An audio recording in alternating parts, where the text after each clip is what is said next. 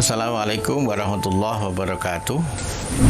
Para santri dimanapun kalian berada, khususnya santri pesantren modern Al-Amanah, ada seorang hamba berdoa dengan kalimat Rabbana walakal hamdu kama yambagi li jalalika wa adimi sultanik. Malaikat bingung untuk menilai ini bagaimana doa semacam ini harus dinilai. Maka malaikat menghadap Allah Subhanahu wa taala dan Allah bertanya kepada malaikat. Sebenarnya Allah sudah mengetahui apa yang dibaca hambaku. Malaikat menjawab, Rabbana walakal hamdu kama yambagi li jalalika wa adimi sultanik. Allah kemudian memberikan instruksi kepada malaikat, tolong catat doa hambaku itu sampai nanti ketemu aku dan aku yang akan memberikan pahala. Para santri, kalimat yang tadi saya sampaikan sangat singkat, tapi Allah menjanjikan akan mencatatnya terus sampai kita dijanjikan bertemu dengan Allah, dan Allah sendiri yang akan memberikan kalimat pahala dari kalimat yang kita baca tadi. Para santri, sebelum saya teruskan vlog ini, jangan lupa subscribe dan bunyikan lonceng agar termotivasi untuk membuat vlog-vlog baru yang lebih berkualitas. Dan jangan lupa yang sudah subscribe, sampaikan terima kasih, dan harapan saya vlog-vlog yang mampir di pintu gawai kalian menjadi vlog yang menghibur, syukur bisa memberikan pelajaran dan inspirasi agar kita bersama-sama bisa memberikan makna terhadap kehidupan kita dan peristiwa-peristiwa yang kita alami, juga peristiwa-peristiwa yang terjadi di sekitar kita. Para santri, ketika kalian ada di rumah, di pesantren itu banyak kucing, puluhan. Bahkan kalau maghrib itu berkumpul lebih dari 30 kucing yang bisa berkumpul. Dan di asrama putri lebih banyak lagi. Kucing ini mengingatkan saya tentang seorang sahabat yang mulia. Kucing ini bahasa Arabnya hiroh. Kalau laki-laki hirun. Kalau kucing kecil itu hurairoh. Seorang sahabat pernah akrab dengan kucing kecil. Kemana-mana kucing kecil itu menemani dan menyertainya. Maka sahabat itu dipanggil dengan Abu Hurairah. Sebenarnya nama beliau di masa jahiliyah disebut dengan nama Abdus Syam. Tapi ketika beliau sudah masuk Islam, dinamai dengan nama terkenal Abu Hurairah. Dan Nabi SAW sendiri lebih sering menyebut Abu Hir. Nah, kalau Abu Hir itu kucing laki-laki. Para santri, beliau masuk Islam tidak langsung dengan Rasulullah, melalui sahabat Ibnu Tufail. Ibnu Tufail bin Umar ad-Dausi yang tinggal di kampungnya. Baru setelah 6 tahun beliau mendapatkan pendidikan dari Ibnu Tufail, beliau bertemu dengan Rasulullah dan tinggal di Sufah sekitar Masjid Nabawi, dan setiap hari mendapatkan pendidikan dari Rasulullah Sallallahu Alaihi Wasallam. Para santri ya karena mendapatkan pendidikan langsung dari Rasulullah Sallallahu Alaihi Wasallam, maka kualitas para sahabat ini bukan hanya mapan secara intelektual, tapi juga kokoh dalam hal spiritual, juga sangat empati terhadap kehidupan sosial sekitarnya, termasuk Abu Hurairah ini. Abu Hurairah ini mendapatkan julukan orang yang alim, ya, karena beliau memang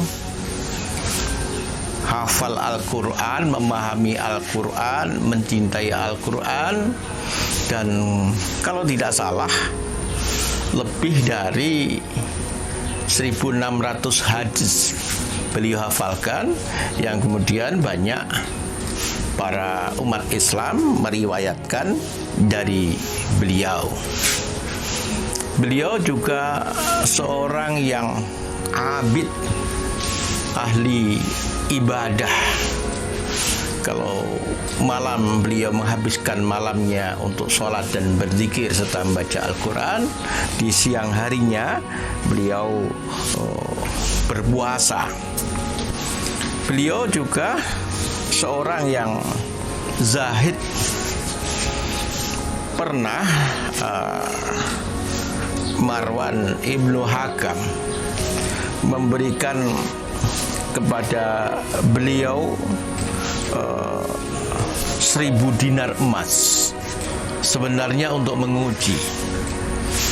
Kemudian setelah utusannya memberi, besok paginya utusan itu datang lagi dan berkata kepada Abu Hurairah, maaf, tadi malam hadiah itu sebenarnya bukan untuk sampean, tapi untuk orang lain. Kemudian apa jawab Abu Hurairah? Maka Abu Hurairah, mohon maaf, apa yang sudah diberikan Marwan bin Hakam sudah saya sedekahkan kepada orang lain, dan tidak ada sedikit pun yang tersisa di rumah ini. Para santri, beliau juga seorang yang sangat dermawan, sehingga seringkali beliau hidup sangat sederhana karena mendahulukan orang lain. Bahkan putrinya pernah bertanya kepada beliau, kenapa ayahanda tidak memberikan cincin atau kalung atau hiasan di telinga seperti wanita yang lain. Jawab Abu Hurairah, aku sungguh sangat sayang dan mencintai anakku, tapi saya tidak ingin anakku memakai perhiasan di dunia, tapi besok di akhirat tidak sempat menikmati hiasan di akhirat. Abu Hurairah juga sangat berbakti kepada ibunya. Ibunya masih memeluk agama lama. Berkali-kali Abu Hurairah menyampaikan kepada bundanya, ibu, masuklah Islam dan bersama-sama saya untuk mengaji dan menerima nasihat dari Rasulullah Sallallahu Alaihi Wasallam. Ibunya bukan hanya tidak menerima, tapi malah mengatakan sesuatu yang kurang bagus tentang Rasulullah sallallahu alaihi wasallam. Satu ketika Abu Hurairah kelihatan bersedih, ditanya oleh Rasulullah, apa yang terjadi pada diri kamu wahai Abu Hir? Abu Hurairah kemudian menjawab, ibuku sudah berkali-kali ya Rasul saya sampaikan untuk masuk Islam, tapi beliau menolak, bahkan mengatakan sesuatu yang buruk tentang engkau. Abu Hurairah berdoalah untuk beliau, moga-moga doamu dikabulkan oleh Allah dan ibumu masuk agama Islam. Di kali yang lain Abu Hurairah tampak bergembira. Kenapa kamu kok kelihatan bergembira hari ini?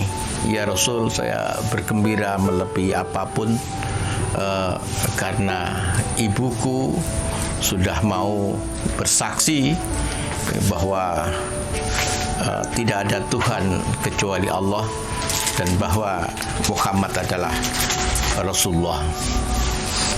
Para santri sejak itu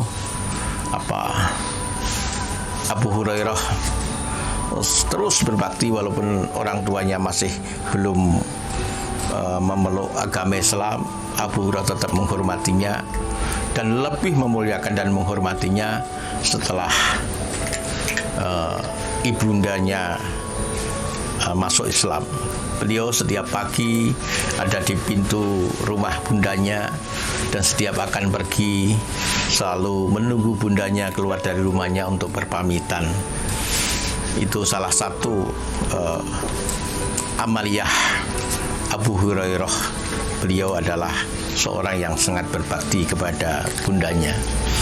Para santri, sebelum Islam berkembang, kehidupan para sahabat sangat miskin, termasuk Abu Hurairah.